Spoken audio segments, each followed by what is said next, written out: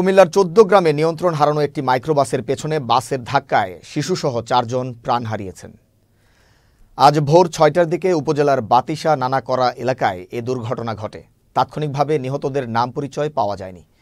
Miabazar highway থানার OC Raisuddin বিষয়টি নিশ্চিত করেছেন। স্থানীয়দের বরাত দিয়ে তিনি জানান, উপজেলার বাতিশা নানাকরা এলাকায় ঢাকা চট্টগ্রাম মহাসড়কের ঢাকা লেনে একটি পিকআপ ভ্যান দাঁড়িয়েছিল। ভোরে একটি মাইক্রোবাস নিয়ন্ত্রণ হারিয়ে ওই পিকআপ ভ্যানের পেছনে ধাক্কা দেয়।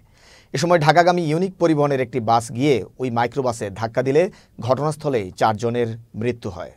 স্যার ঢাকা ফেনে থেকে যা স্যার ঢাকা বাই সার্কিট যারা আমাদেরকে দেখবেলা আইছিল বন্যার হয়েছে। আর এখন যাদের সময় অ্যাক্সিডেন্টে মারা দিছে, অ্যাক্সিডেন্টে মারা দিই কেন আমার ভাই মারা গেছে, বাতিজা মারা গেছে, ভাই শাশুড়ি মারা গেছে, ড্রাইভার মারা গেছে।